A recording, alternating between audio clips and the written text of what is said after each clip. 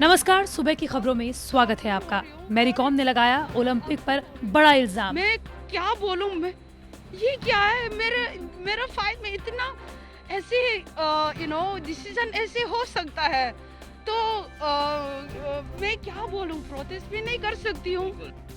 असम ने मिजोरम के लिए जारी की गाइडलाइंस। तमिलनाडु के मंत्री के बिहारी लोगों पर बिगड़े बोल। तालिबान ने जानबूझकर मारा पत्रकार दानिश सिद्दीकी को। और तुर्की में लगी भयंकर आग, कई लोगों की गई जान। दिग्गज मुक्केबाज एमसी मैरी कॉम की टोक्यो ओलंपिक 2020 में महिला फ्लाईवेट प्री क्वार्टर फाइनल मुकाबले में करीबी संघर्ष के बाद हारने के साथ ही दूसरे ओलंपिक पदक के लिए पदक जीतने का सपना टूट गया। वो कड़े मुकाबले में कोलंबियाई खिलाड़ी इंग्रिड वालेंसिया से हार गई। हालांकि मैरी कॉम ने मैच के बाद कहा कि एम्पायर का फैसला दुर्भाग्यपूर्ण रहा। पदक की दावेदारी मैरी कॉम अपने कोलंबियाई प्रतिद्वंदी के खिलाफ विभाजित निर्णय से हार गई, लेकिन 6 बार की विश्व चैंपियन अंतिम परिणाम से दंग रह गई, क्योंकि 2 जजों ने इंग्रिड के पक्ष में फैसला सुनाया, जबकि 2 जज भारतीय मुक्केबाज के साथ गए। दरअसल भारतीय मुक्केबाज के खिलाफ 3 प्रयासों में इंग्रिड की ये पहली जीत है। असल में मैरी कॉम ने रिंग में विजेता की घोषणा से ठीक पहले अपना हाथ ऊपर उठा लिया था, इससे पहले कि इंग्रिड को विजेता घोषित किया जाता। मुकाबले में हार के बाद मैरी कॉम ने वरिष्ठ खेल पत्रकार बोरिया मजूमदार ने कहा कि वो 40 साल की उम्र या जब तक शरीर साथ देगा तब तक खेलती रहेंगी। हालांकि मैरी कॉम ने ये भी कहा कि उन्हें विश्वास ही नहीं हुआ कि वो हार गई। उनका कहना है कि मैच के बाद उन्हें लगा कि मुकाबला वो जीत गई हैं। शॉकिंग हो रही हूँ और इतना अपसेट हो रही हूँ। मैं क्या बोलूँ मैं ये क्या है मेरा फाइल में इतना ऐसे डिसीजन ऐसे हो सकता है तो मैं क्या बोलूं प्रोटेस्ट भी नहीं कर सकती हूँ। असम मिजोरम सीमा पर हुई हिंसा के बाद असम सरकार की तरफ से अपने नागरिकों के लिए एडवाइजरी जारी की गई है। इसमें असम सरकार ने स्थानीय लोगों से अपील की है कि मिजोरम की यात्रा करने से परहेज करें। मिजोरम में रहने वाले असम के लोगों से कहा गया है कि वो सावधानी बरतें। फिलहाल दोनों राज्यों की सीमा के बीच सीमा पर लैलापुर में केंद्रीय बल मौजूद है और राज्य पुलिस के कर्मी अपने अपने सीमा क्षेत्रों में 100 मीटर पीछे तैनात हैं। अब असम सरकार के गृह विभाग की ओर से एडवाइजरी जारी की है, जिसमें असम के लोगों को सरकार की अपील है कि मिजोरम की यात्रा करने से बचें। असम के गृह मंत्रालय ने लिखा है कि मिजोरम से आने वाली हर गाड़ी की अच्छी तरह से चेकिंग की जाए। आदेश में लिखा गया है कि असम मिजोरम बॉर्डर के हर एंट्री पॉइंट पर चेकिंग सख्ती से हो। असम सरकार ने यह आदेश ड्रग की तस्करी रोकने के लिए जारी की है। आदेश में बताया गया है कि पिछले 2 महीने में मिजोरम बॉर्डर पर अवैध ड्रग्स के मामले 912 केस रजिस्टर किए गए हैं, जिसमें 1560 लोगों को गिरफ्तार किया गया है। आपको बता दें कि कुछ दिन पहले ही मिजोरम और असम के बीच पुराने बॉर्डर विवाद पर संघर्ष हुआ, जिसमें 5 पुलिसकर्मी शहीद हो गए और 50 घायल हुए हैं।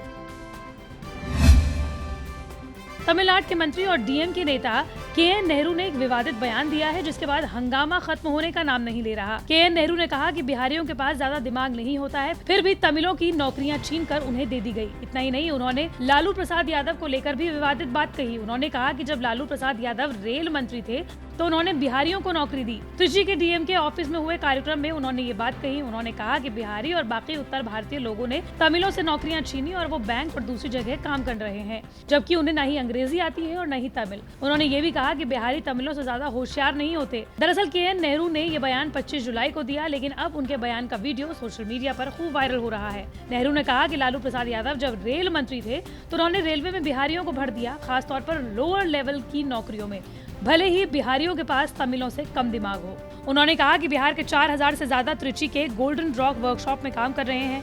रेलवे फाटकों पर भी ज्यादातर गेटकीपर्स बिहारी ही हैं। ये सब लालू प्रसाद यादव के कारण हुआ है। जब वो रेल मंत्री थे तो उन्होंने सभी बिहारियों को रेलवे एग्जाम में पास करवा दिया और रेलवे की नौकरियों पर रख दिया।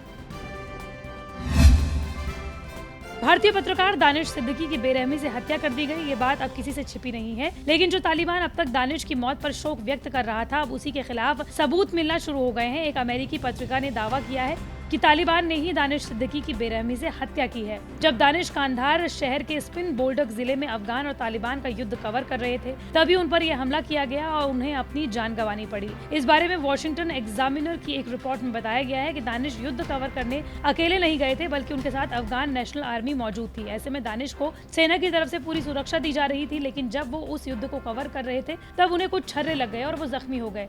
इसके बाद उन्हें एक मस्जिद में प्राथमिक उपचार के लिए ले जाया गया।